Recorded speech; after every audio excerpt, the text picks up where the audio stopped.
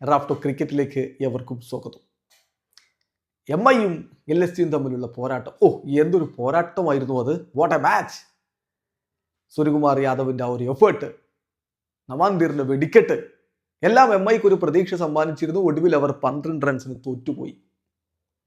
ഈ തോൽവിയുടെ ഉത്തരവാദിത്വം ആർക്കാണ്? അങ്ങനെ ഒരാൾ പിൻ പോയിന്റ് ചെയ്ത് പറയാൻ ഞാനില്ല. ഞങ്ങളൊരു ടീം എന്ന നിലയിൽ ഒരുമിച്ചാണ് വിജയിക്കുന്നത്, ഒരു ടീം എന്ന നിലയിൽ ഒരുമിച്ചാണ് പരാജയപ്പെടുന്നത് എന്ന് ക്യാപ്റ്റൻ ഹാർദിക് പാണ്ഡ്യ പറഞ്ഞു. അപ്പോഴും പക്ഷെ ഒരാളെ ചൂണ്ടിക്കാണിക്കാൻ പലരും തയ്യാറാകുന്നു. തിലക് വർമ്മയാണ് തോൽപ്പിച്ചത് അത്രേ. എക്സിലൊക്കെ അങ്ങനെ നിരവധി പോസ്റ്റുകൾ. നമ്മുടെ കമന്റ് ബോക്സ് കണ്ടില്ലേ നിങ്ങൾ? തിലക് വർമ്മയാണ് തോൽപ്പിച്ചതെന്ന്. അപ്പൊ അവരോട് ചോദിക്കാനുള്ളത്, ഈ ടീമിനെ തോൽപ്പിച്ചതിൽ ഓപ്പണർമാരായ വിൽ ജാക്സനും റിക്കിൾട്ടനും ഒരു ഉത്തരവാദിത്വവുമില്ലേ? ആ പിച്ചിൽ കൊടുക്കേണ്ട മാക്സിമം റൺസിനേക്കാൾ 10-15 റൺസ് അധികം കൊടുത്ത ബൗളർമാർക്ക് ഒരു ഉത്തരവാദിത്വവുമില്ലേ? ടീമിനെ മനോഹരമായിട്ട് പന്തെറിഞ്ഞ് വിജയത്തിലേക്ക് കൊണ്ടുപോയ ഷാർദുൽ താക്കൂറില്ലേ LSGയുടെ, അദ്ദേഹമല്ലേ ഇവിടെ തോൽപ്പിച്ചത്? രാത്രിയുടെ മികച്ച ബൗളിംഗ് പ്രകടനം നിങ്ങൾ കണ്ടില്ലേ? അദ്ദേഹത്തിന് കൈയടിക്കണ്ടേ? അതുപോലെ ആവേശ് ഖാൻ സൂര്യയെ പറഞ്ഞു വിട്ടുകൊണ്ട് തൻ്റെ ടീമിനെ വീണ്ടും വിജയ വഴിയിലേക്ക് കൊണ്ടുവന്ന് നിങ്ങൾ കണ്ടില്ലേ? അദ്ദേഹത്തിന് ക്രെഡിറ്റ് കൊടുക്കേണ്ടേ? അപ്പോൾ ഒരാളെ ചൂണ്ടിക്കാണിക്കേണ്ട. ഒരാളെ കൊണ്ടല്ല ഒരു ടീം പരാജയപ്പെട്ടത്, ഒരാളെ കൊണ്ടല്ല മറു ടീം വിജയിച്ചതും. നമുക്ക് വിശദമായിട്ട് കാര്യത്തിലേക്ക് പോകാം. എല്ലാ മത്സരങ്ങൾക്ക് ശേഷവും നമ്മൾ വിശദമായിട്ട് റിവ്യൂ പറയാറുണ്ട്. പ്രമുഖ ക്രിക്കറ്റ് പോർട്ടലുകൾ ESPN ക്രിക്കിൻഫോയും ക്രിക് ബസും അതുപോലെ മറ്റ് ക്രിക്കറ്റ് പോർട്ടലുകളൊക്കെ നൽകുന്ന വിവരങ്ങൾ നമ്മൾ അനലൈസ് ചെയ്യാറുണ്ട്, നമ്മൾ റെഫർ ചെയ്യാറുണ്ട്. എന്നിട്ട് നമ്മുടേതായിട്ടുള്ള അഭിപ്രായങ്ങൾ കൂടി ചേർത്ത് അങ്ങ് പറയുന്നതാണ്. അപ്പോൾ നിങ്ങളും പലയിടത്തും വായിച്ച കാര്യങ്ങളൊക്കെ അല്ലേ ഇത് എന്നൊക്കെ തോന്നാം. തീർച്ചയായിട്ടും അങ്ങനെ തന്നെയാണ്, റെഫർ ചെയ്തുകൊണ്ട് തന്നെയാണ് ഇത് അവതരിപ്പിക്കുന്നത്. നിങ്ങൾക്ക് നിങ്ങളുടേതായിട്ടുള്ള അഭിപ്രായങ്ങൾ ഉണ്ടാവും, കമൻറ്റ് ബോക്സ് രേഖപ്പെടുത്താം. ആരോഗ്യകരമായ ക്രിക്കറ്റ് ചർച്ചകളുമായിട്ട് നമുക്ക് മുന്നോട്ട് പോകാം. കളിയിൽ ആദ്യം ബാറ്റ് ചെയ്ത ലക്നൗ സൂപ്പർ ജയൻസ് ആ പിച്ചിൻ്റെ സ്വഭാവം വെച്ച് ഒരു 180-190 സ്കോർ വരുമെന്ന് പ്രതീക്ഷിച്ചെടുത്ത് അവർ 203 റൺസിലേക്ക് പോയി. മിച്ചൽ മാർഷ് വീണ്ടും അർദ്ധ സെഞ്ചുറി, 4 കളിക്കിടെ 3ാമത്തെ അർദ്ധ സെഞ്ചുറി. ഇഡൻ മർക്രമിൻ്റെ വക അർദ്ധ സെഞ്ചുറി. ബദോനി 30. അങ്ങനെ മികച്ച പ്രകടനം LSGയുടെ ബാറ്റർമാർ. 36 റൺസിൽ 5 വിക്കറ്റ് എടുത്ത ഹാർദിക് പാണ്ഡ്യയുടെ ബൗളിംഗ് എടുത്തു പറയണം.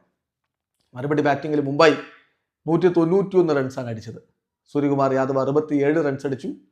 ധിർ 46 റൺസ്. ഹാർദിക് അവസാനം 28 നോട്ട് ഔട്ട്.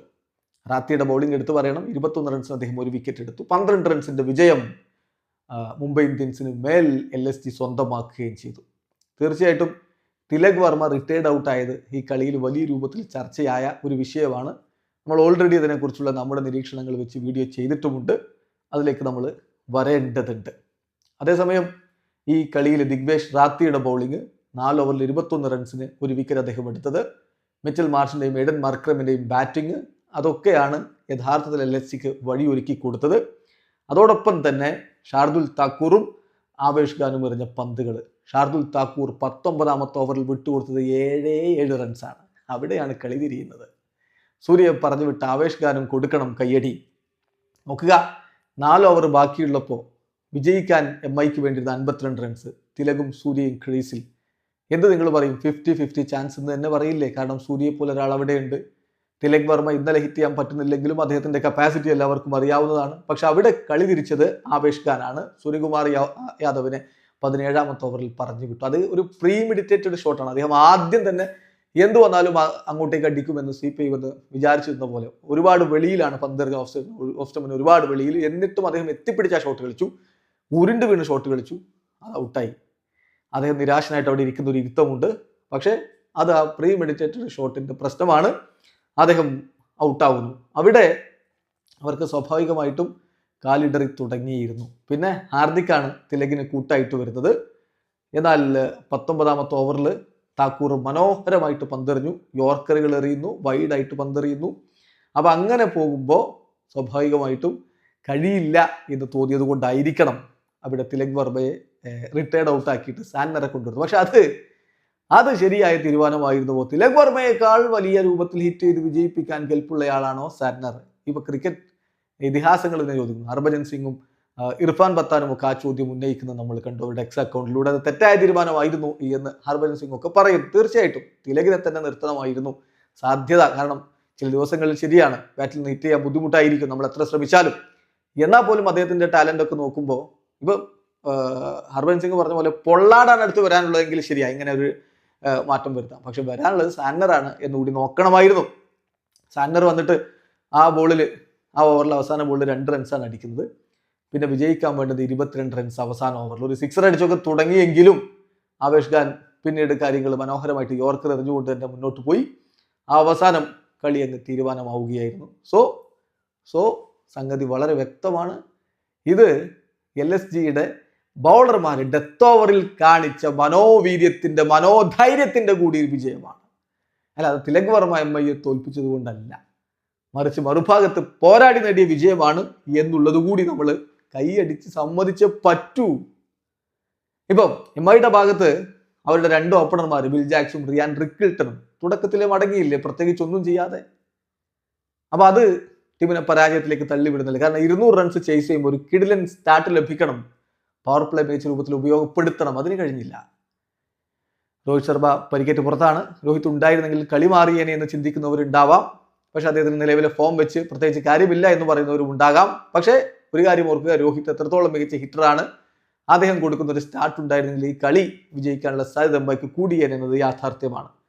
ദിറാണ് പിന്നീട് കളി അവർക്ക് അനുകൂലമായിട്ട് കൊണ്ടുവരുന്നത്. അദ്ദേഹം ബൗണ്ടറീസ് അടിച്ചുകൊണ്ട് മികച്ച രൂപത്തിൽ കാര്യങ്ങൾ തങ്ങൾക്ക് അനുകൂലമാക്കി മാറ്റുന്നു.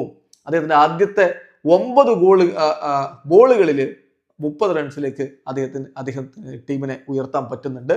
സൂര്യകുമാർ യാദവ് അതേസമയം തൻ്റെ ഫോം അതുപോലെ തന്നെ തുടരുന്ന ഒരു കാഴ്ച നമ്മൾ കണ്ടു.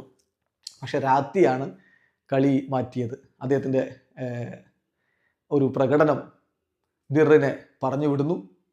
അവിടെ മുതൽ കാര്യങ്ങൾ പതിയെ താഴേക്ക് പോവുകയാണ്. പക്ഷെ അപ്പോഴും സൂര്യകുമാർ യാദവ് തൻ്റെ ബൗണ്ടറീസ് ഒക്കെ ഹിറ്റ് ചെയ്യുന്നത് അതുപോലെ തന്നെ തുടരുന്നുണ്ടായിരുന്നു. എന്നാൽ തിലകിന് വേണ്ട വിധത്തിൽ ആക്സലറേറ്റ് ചെയ്ത് കളിക്കാൻ കഴിയാതെ പോയത് MIയെ പുറകോട്ട് വലിച്ചു. ബാക്കി കാര്യങ്ങൾ നമ്മൾ വിശദമായിട്ട് പറഞ്ഞതാണ് എന്തൊക്കെയാണ് ഉണ്ടായത് എന്നുള്ളത്. എന്നാൽ LSGയുടെ കാര്യം നോക്കുക. LSG ഇപ്പോൾ സ്വന്തം മൈതാനത്ത് ഒരു തകർപ്പൻ പോരാട്ടത്തിലൂടെ വിജയിച്ചിരിക്കുന്നു. അപ്പോഴും ഋഷഭ് പന്തിന്റെ ഫോം ഇല്ലായ്മ അവർക്കൊരു നിരാശ ഉണ്ടാക്കുന്നത്. 27 കോടിയുടെ മുതലാണ്, 27 കോടി ഇൻവെസ്റ്റ് ചെയ്ത താരമാണ്. ബട്ട് അൺഫോർച്ചുനേറ്റ്ലി അദ്ദേഹം 2 റൺസുമായിട്ട് മടങ്ങി പോകുന്നു. അദ്ദേഹത്തിന്റെ മുഖഭാവം, ആ ഒരു നിരാശ, അത് ആരുടെയും മനസ്സിലേക്ക് ഒന്നാണ് തുടർച്ചയായിട്ട് ഇങ്ങനെ പരാജയപ്പെടുമ്പോൾ. എന്നാൽ LSGയെ സംബന്ധിച്ചിടത്തോളം കിടിലൻ തുടക്കമാണ് അവർക്ക് ലഭിച്ചിരുന്നത്. എയ്ഡൻ മർക്രമും മിച്ചൽ മാർഷും ചേർന്നുള്ള മുന്നോട്ട് പോക്ക്. മാർഷ് 4 കളികളിൽ നിന്നും 3ാമത്തെ അർദ്ധ സെഞ്ചുറിയിലേക്കാണ് എത്തിയിരിക്കുന്നത്. ഒടുവിൽ അദ്ദേഹം 76 റൺസ് സ്കോർ ബോർഡിൽ 7ാമത്തെ ഓവറിൽ 76 റൺസ് എത്തി നിൽക്കവെയാണ് ഔട്ടാവുന്നത്. നമ്മുടെ വിഘ്നേഷ് പുത്തൂരാണ് കോട്ടൺ ബോളിലൂടെ അദ്ദേഹത്തെ മടക്കി വിടുന്നത്. 9 4ഉം 2 6ഉം ആ ബാറ്റിൽ നിന്ന് വന്നിരുന്നു. എയ്ഡൻ മർക്രം 38 പന്തുകൾ 53 റൺസ്, 2 4ഉം 4 6ഉം. സീസണിന്റെ തുടക്കത്തിലൊന്ന് പതിയെ പോയ ആളാണ്. അദ്ദേഹം പൂർണ്ണമായിട്ടും ഫോമിലേക്ക് എത്തിക്കഴിഞ്ഞു എന്നുള്ളത് വലിയ സന്തോഷം LSGക്ക് പകരും. ശരിക്കും പറഞ്ഞാൽ ഈ 2 പേരുടെ കോൺട്രിബ്യൂഷനാണ് ഇങ്ങനെ ഒരു സ്കോറിലേക്ക് അവരെ കൊണ്ടുപോകുന്നത്. നിക്കോളാസ് പൂറൻ 6 പന്തിൽ നിന്ന് 12 റൺസ്, ഋഷഭ് പന്ത് 2 റൺസ്. പക്ഷേ ആയുഷ് ബദോനി നല്ല രൂപത്തിൽ തന്നെ കാര്യങ്ങൾ കൈകാര്യം ചെയ്തു. 19 പന്തിൽ നിന്ന് 30 റൺസ് അദ്ദേഹം നേടി, 4 4കൾ ആ ബാറ്റിൽ വന്നു. ഡേവിഡ് മില്ലറുടെ അവസാനത്തെ ഒരു ക്യാമിയോ 14 പന്തിൽ നിന്ന് 27 റൺസ്. അതുകൂടി വന്നപ്പോഴാണ് 20 ഓവറുകളിൽ 200 അവർ കടന്നത്. 203-8. ഇതിൽ എടുത്തു പറയേണ്ട ഹാർദിക് പാണ്ഡ്യയുടെ ബൗളിംഗ് ആണ്. 4 ഓവറിൽ 36 റൺസ് അദ്ദേഹം 5 വിക്കറ്റുകൾ വീഴ്ത്തിയിട്ടുണ്ടായിരുന്നു. മറുപടി ബാറ്റിംഗിൽ നമ്മൾ പറഞ്ഞല്ലോ, വിൽ ജാക്സും റിക്കിൾട്ടനും ചേർന്നുള്ള ഓപ്പണിംഗ് കൂട്ടുകെട്ട്. 11 റൺസിന് അവരുടെ ആദ്യ വിക്കറ്റ് പോയി, 17 റൺസിന് 2 വിക്കറ്റും പോയി. ആദ്യ 3 ഓവർ ആകുമ്പോഴേക്കും 2 ഓപ്പണർമാരും മടങ്ങിപ്പോയി. 7 പന്തിൽ 5 റൺസാണ് വിൽ ജാക്സ്, 5 പന്തിൽ നിന്ന് 10 റൺസാണ് റിയാൻ റിക്കിൾട്ടൺ. അതോടുകൂടി MI ഒരു 200 റൺസ് ചേസ് ചെയ്യുമ്പോൾ കിട്ടേണ്ട ആ ഒരു ഫ്ലൈയിങ് സ്റ്റാർട്ട് കിട്ടാതെ വലഞ്ഞു പോയിരുന്നു. പിന്നെ നമാൻദിറാണ് ആഞ്ഞടിക്കാൻ ശ്രമിച്ചത്. 24 പന്തിൽ 4 4ഉം 3 6ഉം അടക്കം അദ്ദേഹം 46 റൺസ് അടിക്കുന്നുണ്ട്. സൂര്യകുമാർ യാദവ് 43 പന്തിൽ നിന്ന് 67 റൺസാണ് അടിച്ചത്. തിലക് വർമ്മ 23 പന്തിൽ നിന്ന് 25 റൺസ്. അദ്ദേഹം നന്നായിട്ട് സ്ട്രഗിൾ ചെയ്തു. തീർച്ചയായിട്ടും അത് MIയുടെ തോൽവിക്ക് ഒരു കാരണമായിട്ടുണ്ട്. പൂർണ്ണമായിട്ടും അദ്ദേഹമാണ് കാരണമെന്നല്ല, ഒരു കാരണമായിട്ടുണ്ട് അദ്ദേഹത്തിന്റെ ആ ഇന്നിങ്സ്. പിന്നീട് അദ്ദേഹത്തെ റിട്ടയർഡ് ഔട്ടാക്കിയിട്ട് പകരം സാന്നറെ കൊണ്ടുവന്നത് എന്ത് തരം തീരുമാനമായിരുന്നു എന്നുള്ളതാണ് ചോദ്യം. സാന്നർ 2 പന്തിൽ 2 റൺസാണ്. ഹാർദിക് പാണ്ഡ്യ 16 പന്തിൽ 28 റൺസ്. അദ്ദേഹം ശ്രമം നടത്തി, പക്ഷേ വിജയത്തിലേക്ക് പോകുമായിരുന്നില്ല. ഷാർദുൽ താക്കൂർ 4 ഓവറിൽ 40 റൺസിന് 1 വിക്കറ്റ്. പക്ഷേ അദ്ദേഹം എറിഞ്ഞ 19ാമത്തെ ഓവറാണ് കളി തിരിച്ചു വിട്ടത്. ആകാശ് ദീപ് 4 ഓവറിൽ 46 1 വിക്കറ്റ്. ആവേശ് ഖാൻ 4 ഓവറിൽ 40 റൺസിന് 1 വിക്കറ്റ്. ദിഗ്വേഷ് രാത്രി അദ്ദേഹം ഈ കളിയിൽ ഉണ്ടാക്കിയിട്ടുള്ള ഇമ്പാക്ട് വലുതാണ്. ഒരു വിക്കറ്റേ ഉള്ളൂവെങ്കിലും 4 ഓവറിൽ 21 റൺസ് മാത്രമാണ് അദ്ദേഹം വിട്ടുകൊടുത്തത്. അതും രവി ബിഷ്ണോയ് 4 ഓവറിൽ 40 റൺസ് വിട്ടുകൊടുത്തു നോക്കും. ബാക്കി എല്ലാവരും 10ന് മുകളിൽ ഇക്കണോമി റേറ്റിലാണ് പന്തെറിഞ്ഞത്. അപ്പോഴാണ് ദിഗ്വേഷ് റാത്തി 4 ഓവറിൽ 21 റൺസ് മാത്രം വിട്ടുകൊടുത്ത് പന്തെറിഞ്ഞത്. അദ്ദേഹമാണ് MIക്ക് പൂട്ടിട്ട മറ്റൊരാൾ. എന്തായാലും MIയെ സംബന്ധിച്ചിടത്തോളം തിരിച്ചുവരവ് അനിവാര്യമാണ്. വരും മത്സരങ്ങളിൽ അത് ഉണ്ടാകുമെന്ന പ്രതീക്ഷയോടുകൂടി നമുക്ക് കാത്തിരിക്കാം. വീഡിയോ അവസാനിക്കുന്നു. ക്രിക്കറ്റ് ലോകത്തെ കൂടുതൽ വിശേഷങ്ങളുമായി റാഫ്റ്റോക്സ്